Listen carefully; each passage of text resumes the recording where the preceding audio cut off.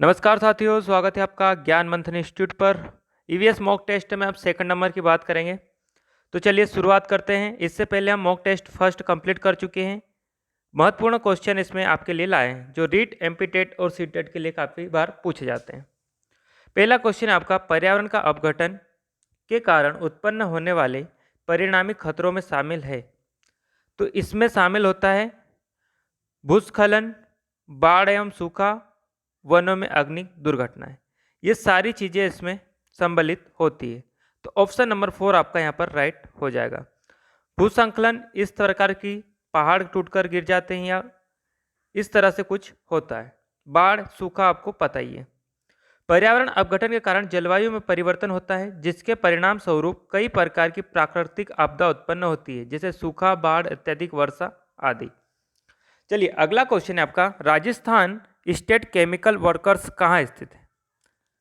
तो Rajasthan state chemical workers स्थित है डिडवाना में। ऑप्शन नंबर 1 आपका राइट हो जाएगा। और डिडवाना आता है नागौर के अंदर। तो डिडवाना नागौर में स्थित है Rajasthan state chemical workers. Option number A आपका राइट होगा।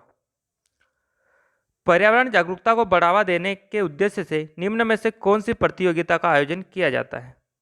तो इसमें आयोजन किया जाता है ग्रीन ओलंपियाड का। ऑप्शन नंबर 1 आपका यहाँ पर राइट होगा। जागरूकता के लिए इसका आयोजन किया जाता है।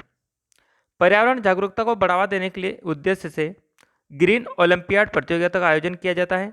इसका आयोजन TERI the energy and research institute द्वारा किया जाता है और इस तरह से कुछ बच्चों को सर्टिफिकेट और ट्रॉफी वगैरह दी जाती है। इसमें मेला और राज्य में कौन सा सम्मिलित नहीं है। ठीक है, हमें मेले और राज्य बताना है, कौन सा मेला किस राज्य में लगता है।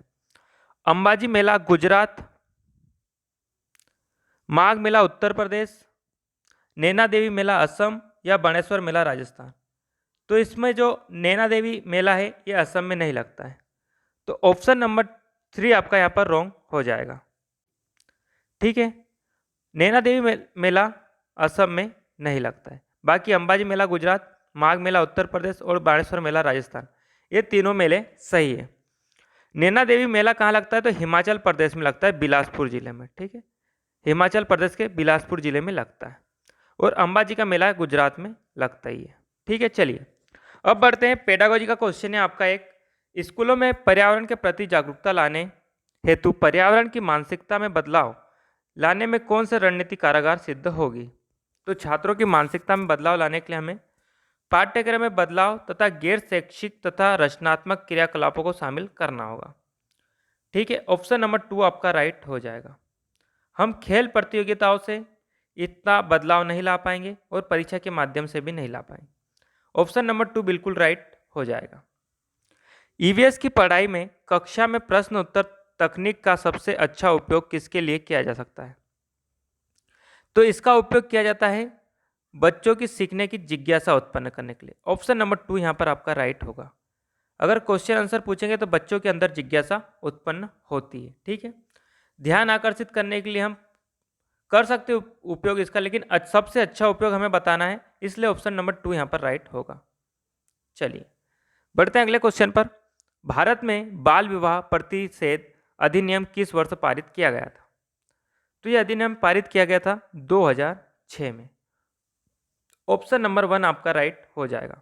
और इसे लागू 1 नवंबर 2007 को किया गया था। 6 में पारित हुआ था और 1 नवंबर 2007 में लागू कर दिया गया था। श्वेत फेफड़ा कैंसर होता है, तो श्वेत फेफड़ा कैंसर होता है टेक्सटाइल्स। ऑप्शन नंबर 3 आपका यहाँ पर राइट हो जाएगा। टेक्सटाइल कंपनी में धागे बनते हैं जो रुई के प्रयोग से धागे बनाए जाते हैं।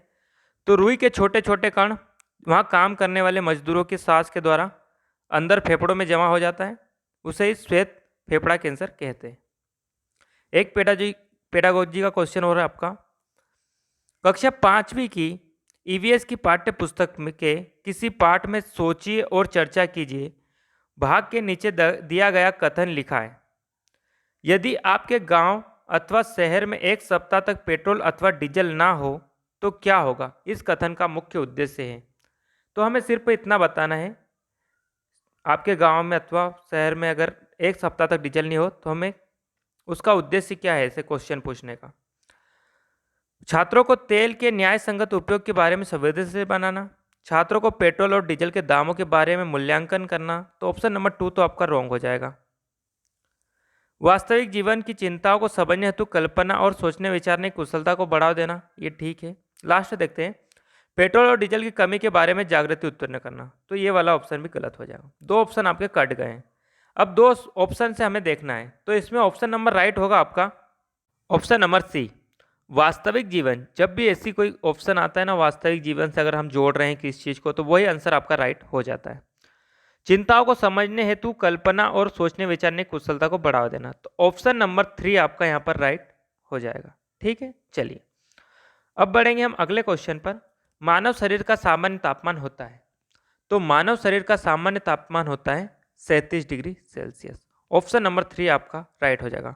फ़ारेनहाइट में देखना हो तो 98.6 फ़ारेनहाइट होता है। ठीक है, चलिए, और ये 310 केल्विन में देखेंगे तो 310 केल्विन होगा। फ़ारेनहाइट में 98.6 फ़ारेनहाइट और 37 सेल्सियस होता है। सामुद्रिक कछुओं के जीवंत जीवाश्म कहा जाता है, ये वाला क्वेश्चन आपका पूछा जाता है। जीवंत जीवाश्म किसे कहा जाता है, तो सामुद्रिक कछुओं को कहा जाता है, क्योंकि यह 150 मिलियन वर्षों से भी अधिक समय से पृथ्वी पर उपस्थित है। 150 मिलियन वर्ष। ठीक है, भारतीय उपमहाद्वीप के जल भागों में पाए जाने वाले 5 प्रजातियों के समुद्र कछुओं में सबसे अधिक संख्या में किसकी है, तो यह है ओविल रिडले। ये सबसे प्रसिद्ध कछुए होते हैं, ओविल रिडले वाले। ठीक है, इस तरह का कछुआ होता है ये। इसके बारे में देख लीजिए, समुद्र कछुओं को जीवित जीवाश्म कहा जाता है। ठीक है, मैंने बता दिया आपको। कछुए लगभग 300 वर्ष तक जीते हैं, तो जीवंत काल सबसे अधिक कछुओं का होता है 300 वर्ष का। ठीक है, चलिए, नीचे दिए गए जीवों में समूह में निम्न में से किसकी दृष्टि क्षेत्र श्रेष्ठ होती है तथा वे मनुष्य की तुलना में 4 गुना अधिक दूरी तक वस्तुओं को देख सकते हैं। तो ये आपके होते हैं चील, गरुड़ और गिद्ध। इनकी दृष्टि 4 गुना तेज होती है। ये हवा में काफ़ी ऊपर से उड़ते हुए भी अपने शिकार को आसानी से देख सकते हैं। ठीक है, वहीं बाघ की दृष्टि मानव से 6 गुना तेज होती है। ठीक है, ये चीज़ों को दूर से ही भाप लेता है और रात में काफ़ी अच्छी तरीके से ये देख सकते हैं चीज़ों को। अंतर्राष्ट्रीय स्तर पर वन्य जीवों की सुरक्षा हेतु संस्थान है, तो ये संस्थान है IUCN, international union for conservation of nature. Option number 1 आपका राइट हो जाएगा। ठीक है, इसके बारे में थोड़ा सा देख लीजिए। अंतर्राष्ट्रीय स्तर पर वन्य जीवों की सुरक्षा हेतु IUCN, international union for conservation of nature, इसका फुल फॉर्म में पूछते हैं, इसलिए इसको ध्यान में रखिएगा आप। एक संस्थान है जो प्रकृति संरक्षण एवं प्राकृतिक संसाधनों का सतत प्रयोग करने के लिए 1948 में स्थापित की गई थी। इसका मुख्यालय मार्गस, स्विट्जरलैंड में स्थित है। ठीक है, ये IUCN के बारे में आपको बता दिया है। संरक्षण या विनाश पुस्तक के लेखक है, तो इसके लेखक है सरला बहन। ऑप्शन नंबर 1 आपका राइट हो जाएगा, संरक्षण और विनाश पुस्तक। ठीक है, चलिए, कौन सी विशेषता परिवार की नहीं है? इसमें से एक विशेषता ऐसी है जो परिवार की नहीं है। कम से कम 2 भिन्न लिंग वाले वयस्क साथ रहते हो, तो ये तो ठीक है। प्रत्येक सदस्य की आय भिन्न भिन्न जमा की जाती हो, तो इसको रोकते हैं अभी। वह सामान आवास, भोजन और समान सामाजिक क्रियाओं का प्रयोग करते हैं, तो ये बात भी सही है। सुरक्षा में बच्चों को साझा दायित्व होता है, तो ये वाली बात भी सही है। तो तीनों राइट सही है, तो हमारी रॉन्ग हो जाएगी। ऑप्शन नंबर 2 हमारा रॉन्ग हो जाएगा, क्योंकि इसमें अलग अलग इनकी आय को जमा नहीं किया जाएगा। इसमें ऑप्शन नंबर 2 आपका यहाँ पर राइट हो जाएगा। लाइक, शेयर और सब्सक्राइब आप कर दीजिएगा। इस मॉक टेस्ट में इतने ही क्वेश्चन थे जो हमने सारे कर लिए।